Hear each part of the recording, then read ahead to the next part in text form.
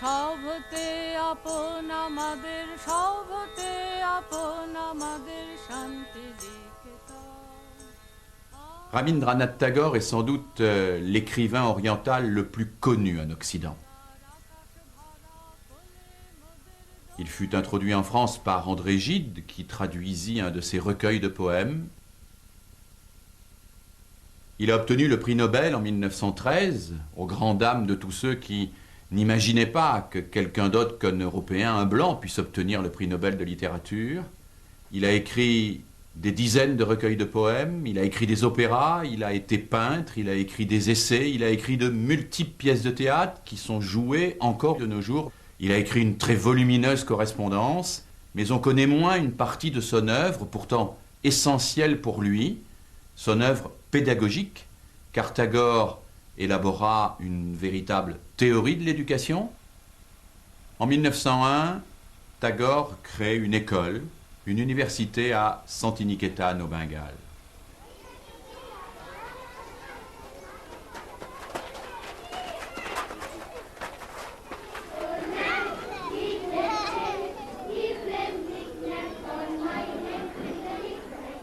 Je suis allée à Patobhavon, l'école de Tagore, à l'âge de 6 ans, et où j'ai fait toutes mes études.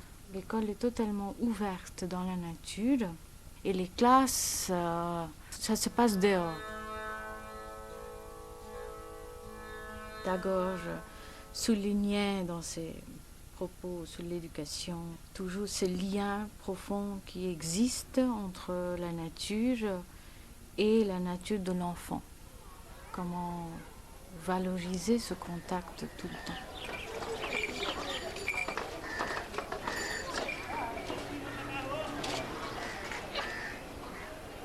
Tagore est né en 1861 dans une grande famille de la bourgeoisie bengali.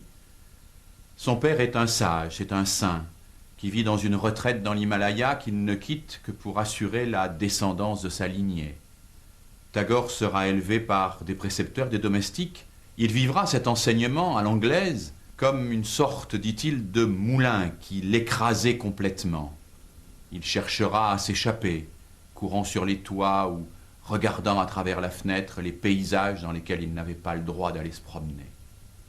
Il ne trouvera véritablement la paix qu'en allant rejoindre son père dans sa retraite de l'Himalaya, là où il peut contempler la nature, méditer, se pencher sur lui-même et retrouver en lui-même toutes ses forces. Cet homme va faire porter toute sa réflexion sur la nécessité de retrouver en soi la paix intérieure. La paix pour faire face aux événements, mais la paix aussi pour trouver les forces de créer, de rentrer en harmonie avec les autres et avec le monde, pour rentrer en harmonie avec l'univers et avec l'universel.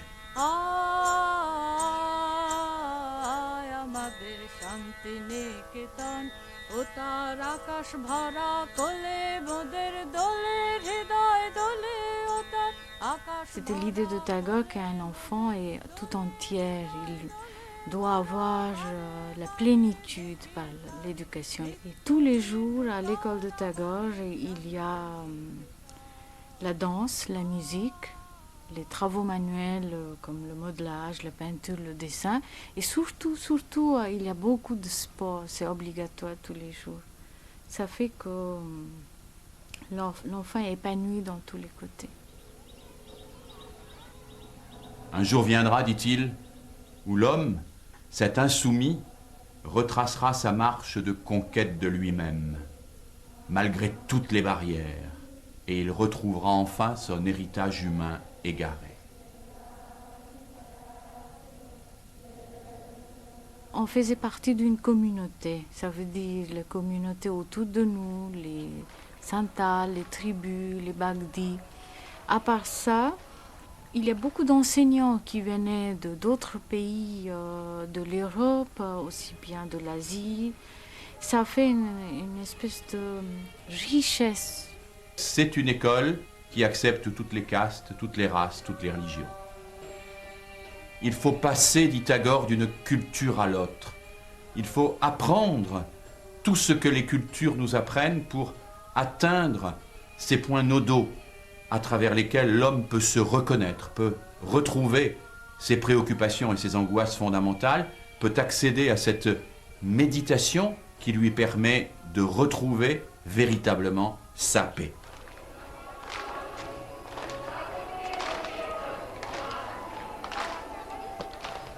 Comme enfant, on se rend compte qu'on fait partie de certains grands courants de l'humanité.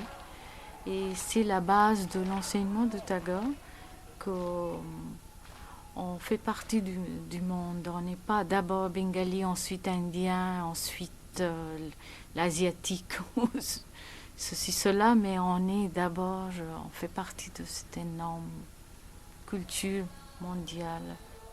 Tagore est convaincu que l'art est, dit-il, la voie royale pour la découverte de soi et le développement de la personne, pour nous relier à l'univers dans son ensemble, pour sentir vibrer l'univers à travers ce que l'on est capable d'en dire.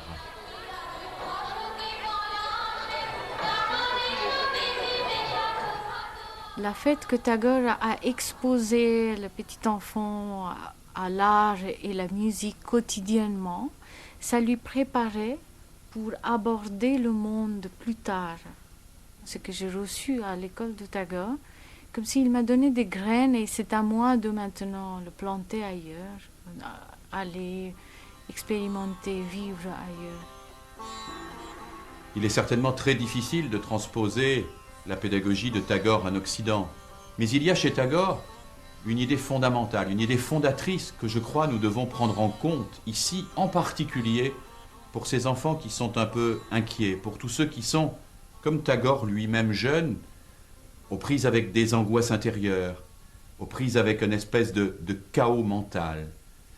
C'est l'idée qu'au fond, c'est en retrouvant les questions fondamentales de l'humain, les questions qui touchent l'amour, la mort, les questions qui touchent le rapport aux autres, la peur, l'inquiétude, pourquoi l'autre me fait à la fois peur et j'ai besoin de lui pour autant, les questions qui véritablement sont le soubassement culturel universel, c'est en retrouvant ces questions-là que l'on va réussir à se donner à soi-même peut-être un peu plus de paix et pouvoir ainsi entrer pacifié dans des apprentissages que l'on dit scolaires. Mais attends, les transformations, elles se sont faites... N'importe quoi!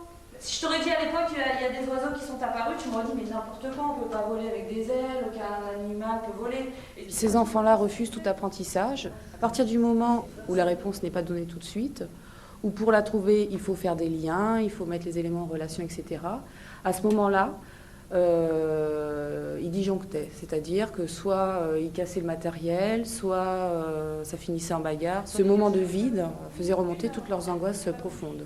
Ça n'existe plus. Et pourquoi ça y est? parce qu'ils ont continué, ça c'est la lignée des oiseaux. Donc après les oiseaux... J'ai élaboré tout un programme sur les origines. Donc je suis partie du Big Bang, du chaos. Donc c'est des mots très évocateurs pour eux, parce que le chaos, ça leur parle. C'est un peu le chaos dans leur vie, dans leur tête.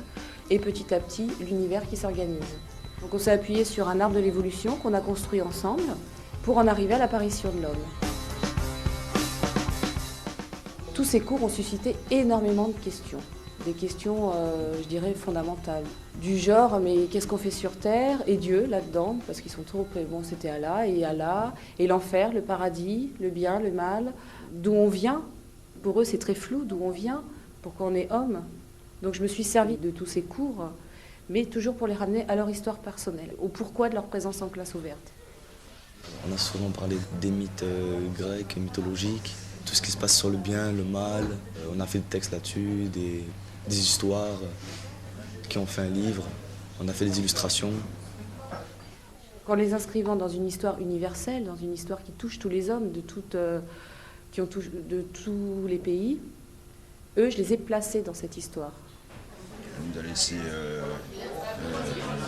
écrire nos propres pensées et on les a laissés sortir de nous, en quelque sorte.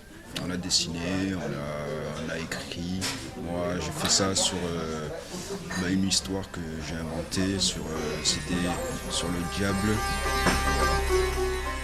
C'est l'histoire d'un petit garçon qui s'appelle Omar. Il est pur et tout, et son village, ils ont plus d'eau, ils ont plus de source. il meurt de soif et tout.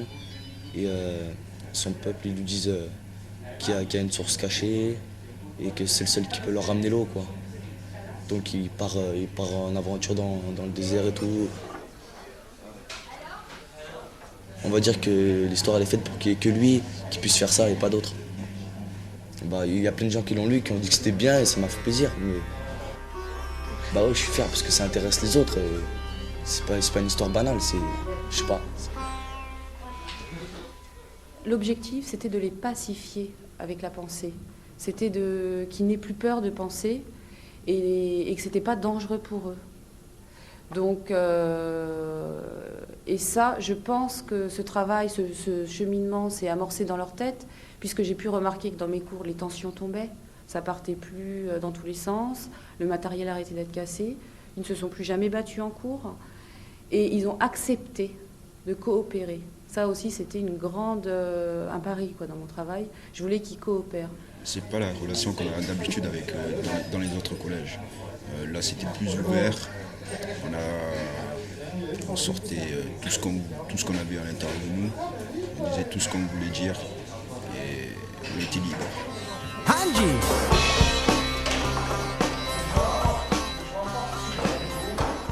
Avant, j'étais plutôt stressé. À l'intérieur de moi, j'étais plutôt agité, on va dire.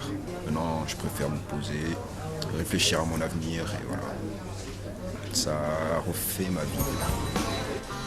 J'aime le sport et je vais en faire mon métier, éducateur sportif, apprendre aux jeunes, tout ça quoi, les encadrements, patati patata. Je leur apprendrai ce que j'ai appris quoi. Je leur transmettrai mon savoir. Le bien, le mal, les contraintes, tout ce qui va avec. Il fut un temps dans notre système scolaire où nous imaginions que quand des élèves étaient en difficulté, il fallait leur proposer des savoirs quotidiens, leur apprendre à lire dans des annuaires téléphoniques ou dans des modes d'emploi d'appareils électroménagers. Et au fond, l'interpellation particulièrement forte de Tagore, c'est de dire « N'y a-t-il pas des savoirs plus fondateurs ? N'y a-t-il pas des savoirs plus fondateurs, aussi bien finalement pour les paysans du Bengale que pour les adolescents de banlieue, des savoirs fondateurs qui sont la condition même d'accès à tous les autres savoirs. Lettre 0, 0,